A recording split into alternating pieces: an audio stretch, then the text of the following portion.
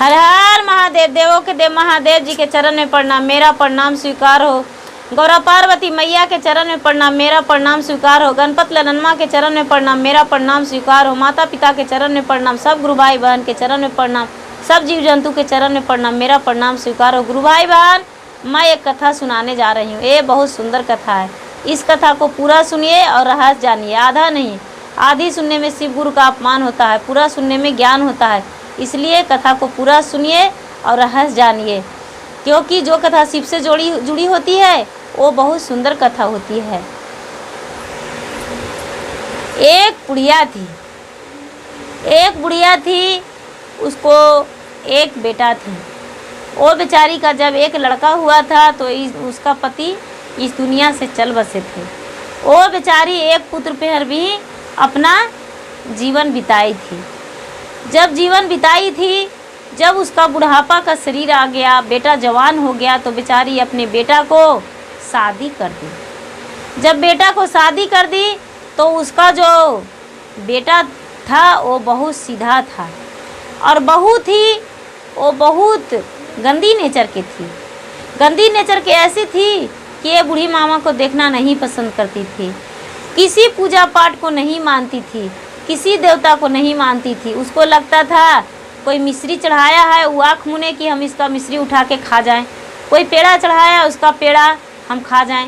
ये बेचारी बुढ़िया थी, ये शंकर भगवान का पूजा करती थी, बजरंगबली का पूजा करती थी और बजरंगबली का अंगने में लड्डू चढ़ाती थी, प्रतिदिन लड्डू चढ़ाती थी। जब बुढ़िया लड्डू चढ़ाती थी तो ये बहू जाती थी और क्या करती थी कि ये बुढ़िया बेचारी आँख मूंदती थी तो ये बहू झट से मौका देख के लड्डू उठा के मुंह में डाल लेती थी, मुंह में डाल के वहाँ से चल देती थी। वो बेचारी को लगता था कि बजरंगबली को हम पूजा करते हैं तो बजरंगबली मेरा लड्डू प्रसादी के रूप में खाकर चले गए। और बहू को बेचारी कह देती थी कि क्या कहूँ बहू, भगवान को हम प्रसादी चढ़ाए लेकिन भगवान खा गए। वो बहू थी, वो बोलती थी 10 रुपया रोज़ लेती हो प्रसादी के लिए, प्रसादी भी नहीं देती हो, खाली बुढ़ाने पर पड़ी हो। प्रसादी इतना पैसा पर जो बर्बाद करती हो, अगर जो हम इतना जमा करते हैं तो मेरा क्या से क्या हो जाता। प्रतिदिन तुम 10-20 रुपया जब सुबह होता है तो प्रसादी घर में चढ़ाती हो, मंदिर जाती हो, दोपहर होता है चर्चा में जाती हो, चर्चा में के लिए प्रसादी चाहिए तो 10 रुपया इधर 10 रुपया उधर, 20 रुपया रोज़ तुम्हें प्रसादी के लिए चाहिए। अगर जो इतना रहता तो हम कुछ भी कर सकते थे।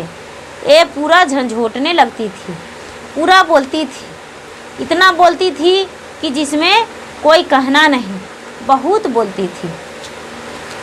ये बेचारी सह लेती थी कि चलो बोल लो, जो तुम्हारा मन है वो बोलो।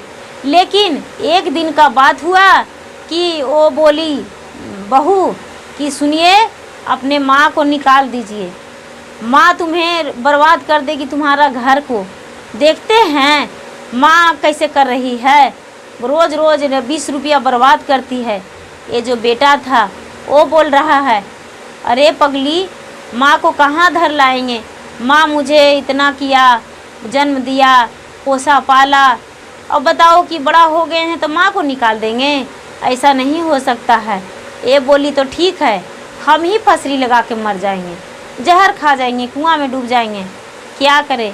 बेचारा अपने माँ से बोला, माँ तीर्थ यात्रा पे घूमने नहीं चलोगी माँ, चलो ना तुम्हें काशी जी घुमा देते हैं, प्रयाग मथुरा वृंदावन घुमा देते हैं माँ। ये बेचारी बोली, हाँ बेटा, हमको तो बहुत दिन से मन कर रहा था बेटा, हम चलेंगे बेटा, हाँ जाएंगे, चलेंगे। ये बेचारी बहुत खुश हो गई। बहू के बोली, बहू मेरे लिए कुछ खाना बना देना, हम तीर्थ यात्रा पे जा रहे हैं, काशी प्रयाग मथुरा वृंदावन जा रहे हैं बहू, तुम्हें भी लिए भी कुछ ले आएंगे। वो बोली, नहीं नहीं, तुम्हारा तीर्थ यात्रा के मुझे संदेश नहीं चाहिए। क्या करेंगे तुम्हारा तीर्थ यात्रा के लिए वाला संदेश, हमें नहीं चाहिए, मेरे लिए कुछ मत लाना। फिर भी बेचारी हंस के बोली, नहीं नहीं, कुछ ले के आएंगे बेटा, ऐसा मत सोचो। ये बेचारी ऐसा कह के, और ये बहू थी वो थोड़ा मोड़ा लिट्टी भंटा कुछ भी बना दी और ये बेचारी लेके और माँ के साथ चली गई। माँ के साथ जब चल गई घर से माँ के लेके, तो चलते चलते चलते चलते जंगल में पहुँच गए। जब दोनों जंगल में पहुँच गए तो सुनसान जंगल में बैठे, तो माँ बोल रही है, अपने माँ से बोल रहा है वो बेटा कि माँ यहीं पर बैठो ना, हमें थोड़ा प्यास लग गया है माँ। ये माँ बोल रही है, बेटा कुआँ तो नज़र नहीं आ रहा है, कहाँ जाओगे बताओ। बोला बेटा माँ तुरंत आ जाएंगे, तू यहीं बैठो माँ। बोला ठीक है जाओ, हम यहीं पे बैठते हैं। और क्या कहें, माँ बैठ गई बेचारी। माँ बैठ गई और बेटा वहाँ से घर को चल दिया, लेकिन माँ को नहीं बताया। वो बेचारी को शाम हो गया। शाम हो गया तो सोच रही है कि अरे शाम हो गया, बेटा अभी तक नहीं आया है, अब क्या करें, मेरे तो कोई उपाय नहीं चल रहा है, अब भूख भी लग गया है। ये सोच रहा है बेचारी कि लगता है घर चल गया है लौट के, क्योंकि उसको पत्नी बार बार कहती थी निकाल दो, यही लगता है मुझे निकाल दिया है। खैर कोई नहीं, शंकर भगवान आप हैं, आप पे हम सहारा करके यहाँ पर रात बिता लेंगे, कल के घर चल जाएंगे। ये बेचारी ऐसा सोच के और खाना निकाली और रोने लगी कि खाना खाएंगे तो हम प्यासे मर जाएंगे, क्या करूं, पानी नहीं है, हम क्या करेंगे। जब बेचारी पूरा चिल्ला के रोने लगी तो एक वहाँ पे और बूढ़ी आई और बोलने लगी कि अरे तू क्यों रो रही हो, बताओ क्या हो गया, क्यों ऐसा क्या हुआ जो रोने लगी हो। ये बेचारी कहने लगी क्या कहूँ बहन, मेरा बेटा था वो जंगल में छोड़ के मुझे चला गया, मेरे पास पानी नहीं है, भोजन तो है। ये बेचारी बोली अरे मेरे पास पानी है, तुम्हारे पास भोजन है, लाओ ना दोनों मिलके खाते हैं। इसके भोजन के दोनों मिलके खाए और दोनों मिलके खाए और बोले कि कोई बात नहीं बहन, हम भी यहीं रहते हैं, हम तुम्हारा मदद करेंगे। एक पेड़ के नीचे वो भी रहते थे, लेकिन वो कोई मनुष्य नहीं थे, वो वन सती माता थे, जो वन में वन का सती माता रहते हैं वही थे। वो बेचारी उनके साथ रहने लगे, लेकिन उन्हें तो लगता था बेचारी बूढ़ी माता को कि नहीं ये हैं कोई मनुष्य हैं। वो बेचारी भोजन इनके लिए ला देते थे और दोनों मिलकर साथ में ही भोजन करते थे साथ में। लेकिन ये बेचारी कहने लगी क्या कहूँ माते, मुझे स्नान किए बिना नहीं रहा जा रहा है, 2-4 दिन बीत गया है। वो बोले चलो स्नान करने के लिए चलो। देख रहे हैं कि एक पहाड़, जब पहाड़ पे चढ़े जंगल में तो पहाड़ के ऊपर एक तालाब है, तालाब में बहुत पानी है, वहाँ पे एक शंकर भगवान का मंदिर भी है। ये बेचारी वहाँ जाके और स्नान कर लेती थी और शंकर भगवान का पूजा भी कर लेती थी और बुढ़िया के साथ रहने लगी। जब बुढ़िया के साथ रहने लगी तो इसको किसी चीज़ का कमी नहीं होने लगा। एक दिन का बात है कि याद करके मंदिर में रोने लगी, मंदिर में याद करके रोने लगी कि हे भगवान, हम कितना दुख झेले, आप मुझे मेरा पति छीन लिए, अपने पुत्र पर भरोसा किए और आज मेरा पुत्र भी मेरे साथ नहीं है, क्या हुआ, आप क्यों ऐसा मेरे साथ किए। भगवान प्रचंड हो गए, भगवान प्रचंड हो गए और बोले कि जाओ, तुम्हारे लिए तेरा घर बना हुआ है नीचे, जाओ तुम्हारा पुत्र आ जाएगा, जाओ उसमें तुम्हारा पुत्र भी रहेगा, जाओ। ये बेचारी नीचे आई तो देख रही है कि जिस पेड़ के नीचे रहती थी उस पेड़ के नीचे बहुत सुंदर इसके लिए घर बन गया है। ये बेचारी अंदर गई है तो देख रही है कि बाबा बोले थे कि तुम्हारा पुत्र आ जाएगा, तो पुत्र मेरा तो नहीं है। इसका पुत्र कुछ ही क्षण में वहाँ पहुँच गया। जब तक ये बेचारी का बहुत दिन, सालों से ज़्यादा हो चुका था, रहते रहते पुत्र इसको पहुँच गया। जब पुत्र पहुँच गया तो ये बेचारी देखी तो पुत्र में लिपट गई कि तू मुझे छोड़ बेटा। तो पुत्र कहने लगा माँ तू कैसी हो। ये बेचारा बोलता है अरे बेटा, जिसके साथ पुत्र है उसके माँ को क्या हो सकता है, बता, तू तो मेरे साथ सदा है, तो बताओ कि मुझे क्या हो सकता है।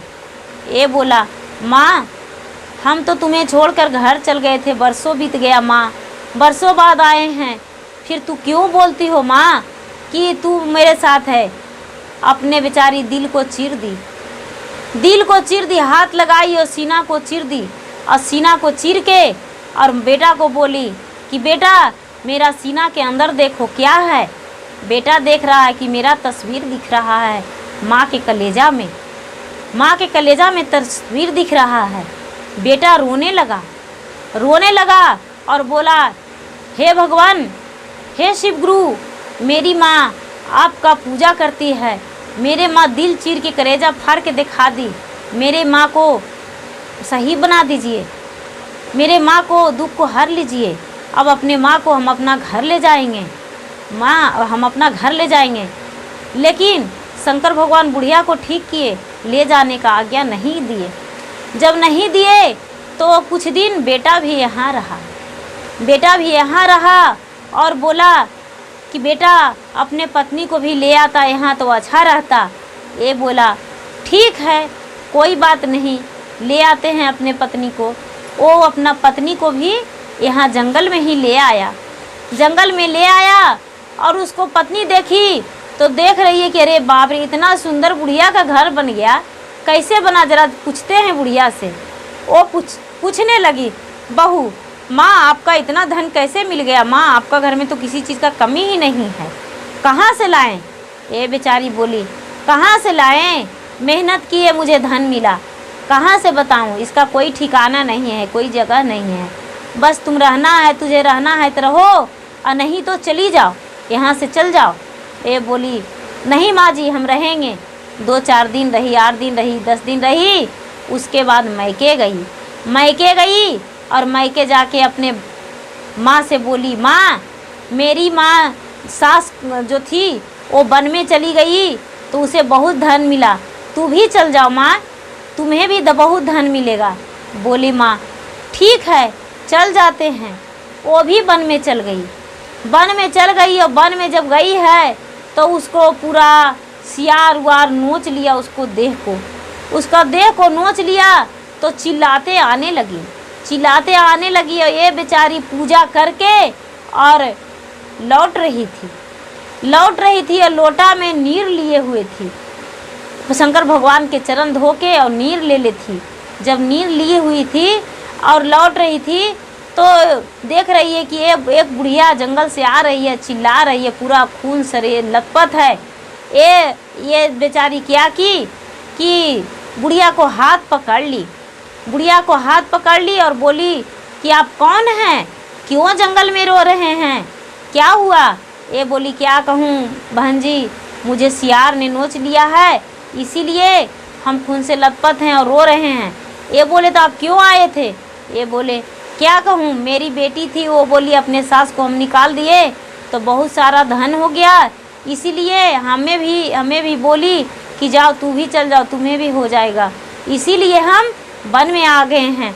ये बेचारी क्या किया कि उसको घर लेकर आई और वो जो नीर ली हुई थी उसको पूरा शरीर पे छिड़क दी थी। शिव गुरु इस पे दया कीजिए, ऐसा कह के दया मांगने लगी। जब दया मांगने लगी तो उसका शरीर ठीक हो गया। जब शरीर ठीक हो गया और बेटी भी उसका वहाँ लौट आई। जब तक लौट आई और वो भी देख ली कि माँ का शरीर में क्या हुआ था। ओ बेटी सुनाई कि माँ तेरे पास धन नहीं आया, तू ऐसे करके क्यों अपने शरीर को नोचवा ली। अपने बेटी को दू तमाचा धर दी कि सबसे पहले जिस समय तू ज्ञान दे रही थी उसी समय हमें मारना चाहिए, मारने में हम पीछे हो गए हैं। बेटी अपना सास को सेवा करो, तुम्हारा सास देवी है, अपने देवी को वन में चला दी है और कहती है कि तू भी रह जाओ। आज तुम्हारा सास नहीं रहती तो मैं जिंदा नहीं रहते, इसलिए अपना सास को सेवन करो, पूजन करो। तुम्हारा सास है जो सब कुछ है, तुम्हारा सास में क्या नहीं है, क्यों ऐसा कर रही थी बताओ। और बेटी को सुझाव दिया और बेटी को बोली कि देखो जैसे जैसे सास करती है वैसे तुम भी करो, तुम भी शंकर भगवान का पूजा करो, हम भी करेंगे। वो बेचारी दोनों बहन की तरह वहाँ रहने लगे और पूजा पाठ में वो भी रम गए। और ये बहू जो थी, बहू क्या करेगी, पूजा जीव चटनी थी, वो तो प्रसादी ही पर ध्यान रहता था। दोनों माँ और उसकी सास प्रसादी चढ़ाती थी, तो इसको एक लड्डू के बदल 2 लड्डू मिलने लगा। पूजा पाठ में कभी इसका संतुष्टि नहीं मिला, कभी भी पूजा का ध्यान नहीं गया।